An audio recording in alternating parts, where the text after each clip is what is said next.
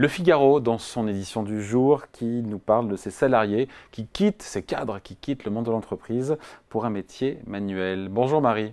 Bonjour David, bonjour à tous. Vous allez bien?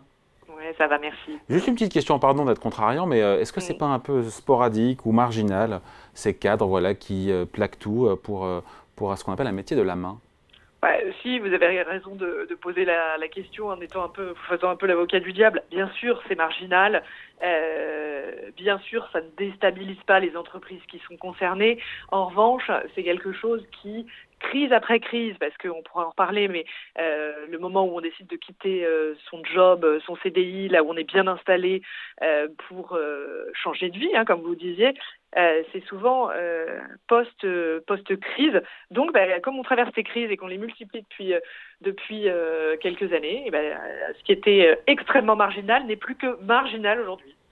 Ouais. Sachant que vous parlez de ce sondage, je crois que c'est Opinionway, qui montre que 37% des salariés envisagent de se reconvertir. Entre eux, envisager, le faire, il y a une marge, mais quand même, c'est quand même pas rien. C'est pas rien, 37%, c'est quand même important, de gens qui se posent la qui ont question. ça dans la tête, que ça travaille. C'est plus de 50%, c'est 51% chez les jeunes de moins de 35 ans.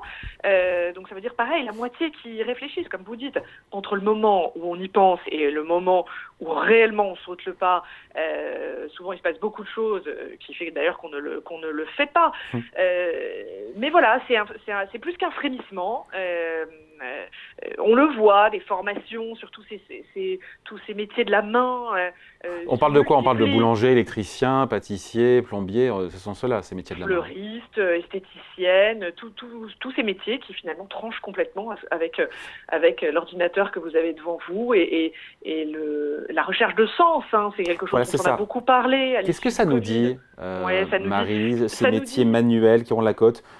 Ça nous dit qu'il y a beaucoup de cadres qui en ont marre du stress de leur job ou de la perte de sens, encore une fois, de salariés qui voient mal l'impact de ce qu'ils font et qui sentent un peu un maillon de la chaîne sans voir l'impact sur le produit fini, c'est ça? C'est exactement ça. Et puis ça va avec ce que je vous disais tout à l'heure. Donc à chaque crise, on a envie de changer de vie, on a envie de donner plus de sens. On a eu la crise au moment du numérique, post-numérique et l'explosion du numérique. Les cadres, les salariés ont eu envie de donner du sens. Avec le Covid, on a eu envie de redonner du sens. La crise climatique fait encore aujourd'hui chercher un autre sens. Oui, c'est ça qu'on cherche.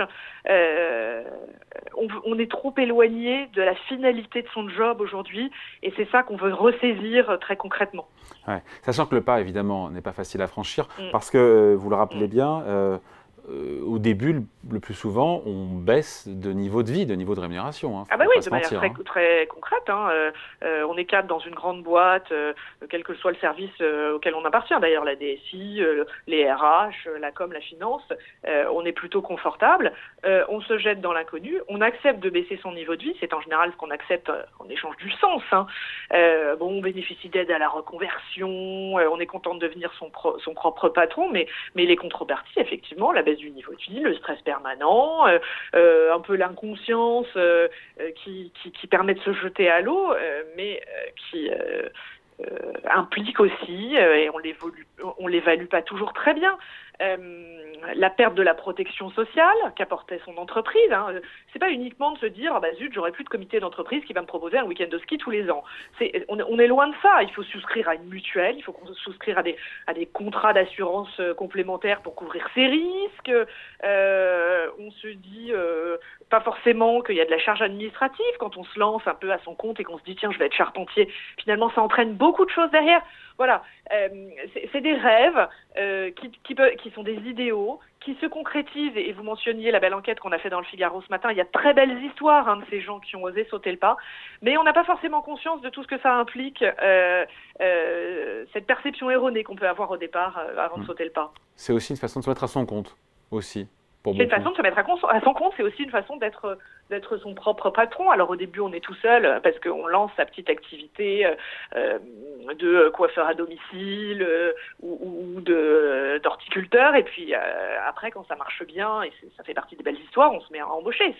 C'est vrai que c'est l'aspiration extrême quand on se lance, c'est de se dire je vais faire grandir mon entreprise et embaucher. Justement du point de vue des entreprises, notamment de celles qui voient certains de leurs cadres partir, ça doit les questionner, ça doit les interroger sur comment elles gèrent la carrière de leurs collaborateurs, les perspectives qu'elles leur offrent aussi. Oui, effectivement. Alors, quand un cadre ou un salarié s'en va, est-ce que c'est parce qu'il n'est pas bien dans son travail ou est-ce que c'est parce qu'il a vraiment viscéralement envie du projet pour lequel il se lance?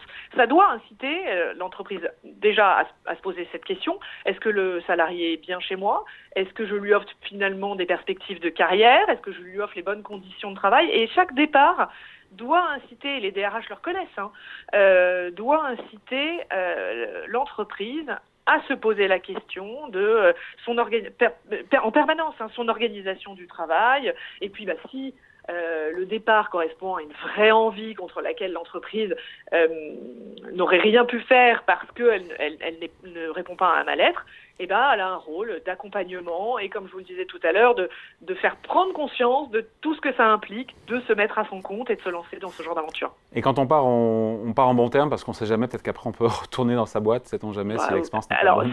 Ça dépend évidemment de chaque situation et de chaque entreprise, mais en général, oui, ça se passe avec un accompagnement de l'entreprise, une rupture conventionnelle, et de temps en temps, quand ça rate parce que on ne s'improvise pas fromager du jour au lendemain, il y en a qui essayent de revenir dans l'entreprise. Alors là, des cas particuliers, on pourrait avoir tous les scénarios. En tout cas, l'entreprise a un rôle dans toutes ces démarches, effectivement. Allez, merci. Marie Viseau, rédactrice en chef au Figaro Économie, qui est bien au Figaro et qui n'a pas envie de partir faire un métier de la main. Écoutez, pour l'instant, non. Allez, merci. Salut Marie. Merci David. Bonne journée à tous.